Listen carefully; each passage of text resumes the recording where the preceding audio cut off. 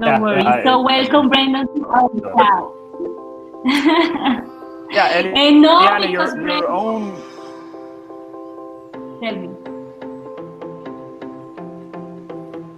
Yeah, I was going to say, yeah, it's a bit delayed, so it's slightly confusing. You're not. It's your own connection is fantastic. I'm hearing you very delayed. Okay, so guys, welcome to today's English class. Today we have a special guest. He's almost like my brother, okay? So we're gonna be talking to him, of course, in English because we're in the English class. And so take this as a chance to practice your English. We are going to wait and let me show you what are the things that we are going to be talking about. Remember that last trimester we were talking, or we in our unit of writing, we were talking about our favorite cities. Remember? We were writing exactly. So today we're going to do something like that. We're going to be listening to him talking about his city, talking about Ireland. You are going to try to take notes, and then we're going to have the chance to ask me questions, okay? So we want to know more about Ireland, so probably we can start talking about what places to visit if we travel to Ireland. What is your recommendation to go there? Where we can go? Well, okay. Well, first of all, I have to say, everybody, that here I live, obviously, in Bogota, in Colombia. And when people ask me where am I from, and I say in Spanish, Irlanda, a lot of the time they go, oh, Holanda. And I'm there, no. Holanda is Holland, or Los Países Bajos. It's a different country. I'm from Ireland. So just so that you all know where it is, Ireland is in the north of Europe. It's an island. Now, when you think of an island, maybe you think of San Andres, where your teacher is from, or Providencia, but they're small islands. Ireland is quite a big island. So no, Santino, I see you're writing Brendan from Holanda. No, Brendan from Irlanda, Ireland. So it's an island just to the west of Great Britain. So what do you think you answered some of the questions before something happens? Yes, I want questions. Ask me lots of questions. Okay, Juan Sebastián is the first. Okay, what to pronounce Ireland in English? So you want to know, yes, you understand. Right? Yeah, Ireland in Irish. So Irish is also Gaelic. Is another word for the Irish language, but it's Éire. So it's spelt in English E-I-R-E, or in Espanol E-I-R-E, but the pronunciation is Éire. It's almost like Éire, like aire, but no. So Éire. I don't know how, but that's how you pronounce it. Éire. I understand. Okay. Éire, yeah. Oh, thank you. Interesting question, Juan Sebastián. Yes. Okay. Are there other questions? Yes, a lot. What the traditional foods in Ireland? Traditional foods. Well, actually, the potato is very popular in Ireland with everything, because Ireland historically was quite a poor country, especially in the last 300 or 400 years when we were under British rule, because the British, like the Spanish, came to Colombia and South America. The British invaded Ireland, and under their control we were quite a poor country.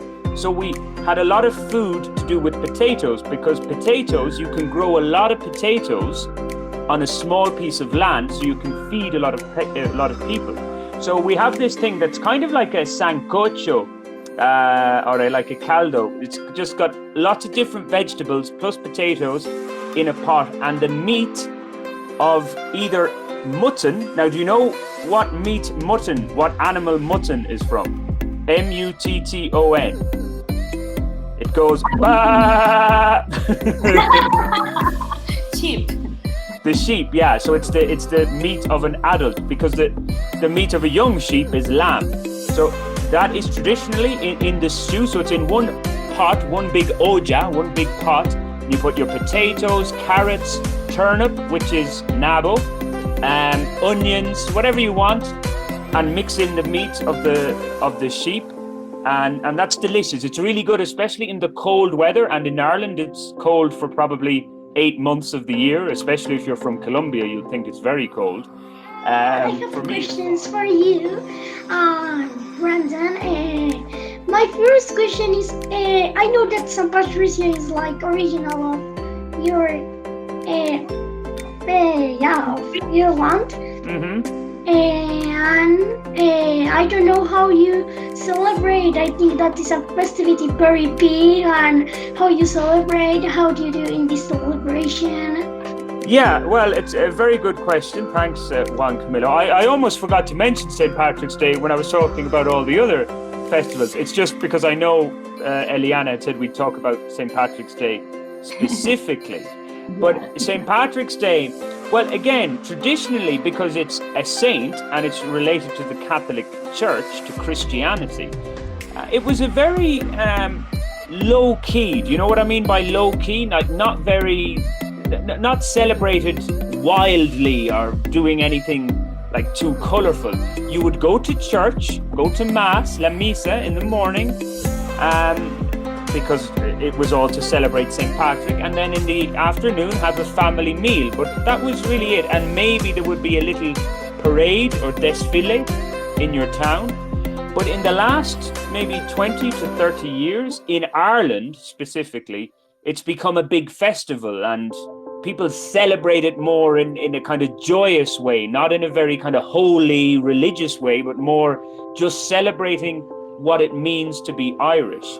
Because the Irish immigrants in the United States really changed the whole meaning of St. Patrick's Day into a bigger celebration of being Irish. Because in Ireland, if you all understand me, we don't have an Independence Day like you guys have in Colombia, where you celebrate independence from the Spanish rulers.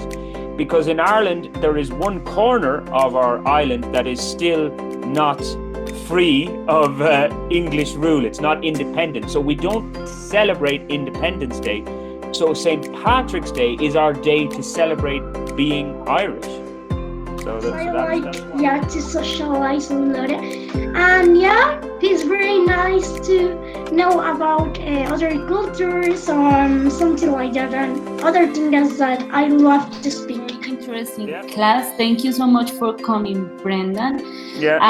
We definitely want to. Gabriela wants a last question. Can she have Okay, it? Gabriela. Yeah. What is your favorite thing? My favorite thing in the world? In the whole world, in all of everything, your food, your friends, your family, everything, the whole of all.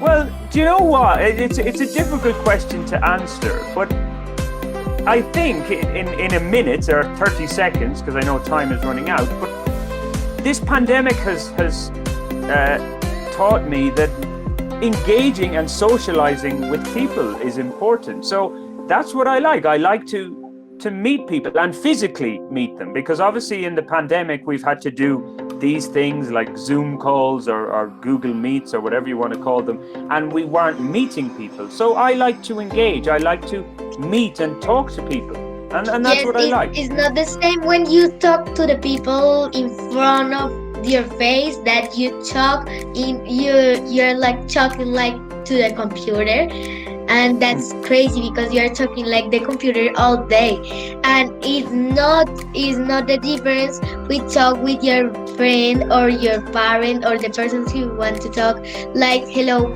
how are you? Yeah. Exactly.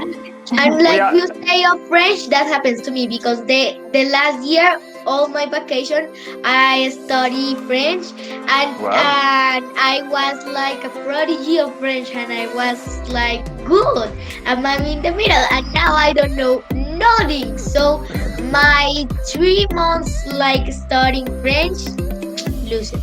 You lose it, but you're young. You'll get it back. You have the time.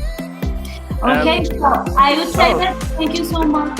Thanks, Samuel, for the message, and thanks everybody. Sorry that I had connection issues.